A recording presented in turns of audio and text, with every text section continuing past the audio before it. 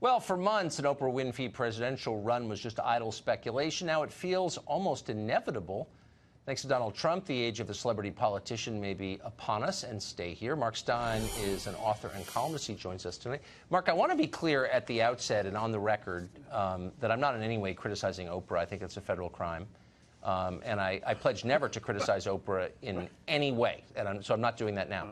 But I'm wondering what you made of the reaction to Oprah Winfrey last night, where you had people, even Republicans, or purportedly Bill Kristol, jumping in and saying, "Run Oprah." What is that?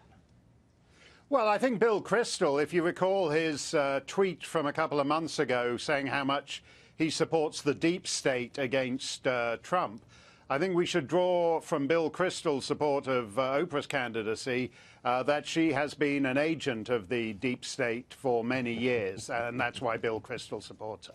It wouldn't surprise me, given the control she seems to have over people's minds. I think we're both assuming that if she ran in the Democratic primary, she'd get the nomination, right?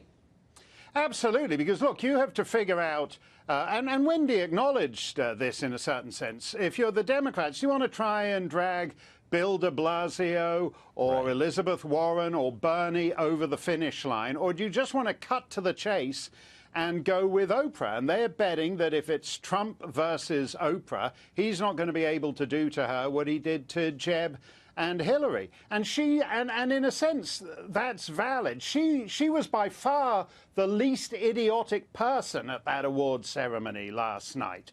I mean, she was crafty and cunning in the way she tied her personal story to this Me Too business.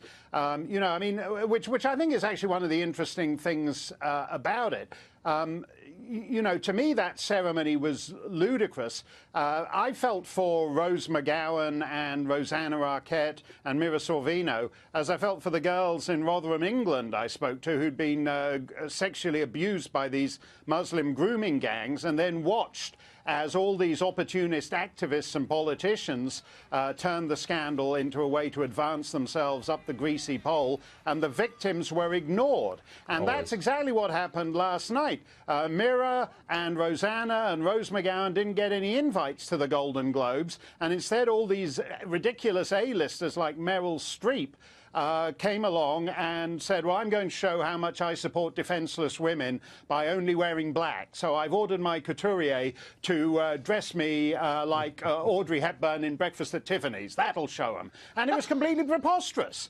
And Oprah actually took Oprah, who was more opportunist than any of them, actually seized that issue and appropriated it to herself, which I'd be annoyed about if I were Mira Sorvino, but she did it at a skill level that's way beyond Nicole Kidman or Meryl Streep or any of those other ladies. No, she's talented. There's no question about it, and she certainly is a brilliant communicator. Someone said to me, though, recently, someone who shall remain nameless because he doesn't want to be charged with a crime either, said, I respect Oprah, but sometimes there is, this man said to me, I feel like she doesn't like me, Right. Doesn't like me. You think a lot of people feel that way, or what percentage of the population feels like Oprah is on their side?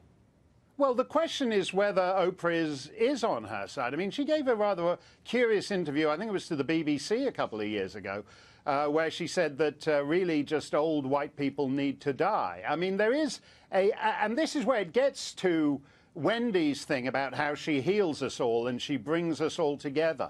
And I'm not actually sure at this stage that talking about Sidney Poitier and Rosa Parks does do that. I mean, for a start, I'm not sure it's anything to do with the challenges we face today, not just because America has elected a black president and the Golden Globes is full of famous and prominent black celebrities, and indeed a biracial American woman is about to marry into the royal family in a couple of months. So it's not just that her parents didn't have a thing about race, but Her Majesty the Queen, who has to approve every royal marriage, doesn't either. And so there was something slightly weird in her attempt, which I was effective with the crowd, in trying to connect all these kind of traditional racial tropes to the Me Too thing. Yes. Let's not forget, by the way, that all these feel-good movies she's made, like The Butler, that were distributed by Harvey Weinstein. Harvey Weinstein wanted a piece of all those affirmative action,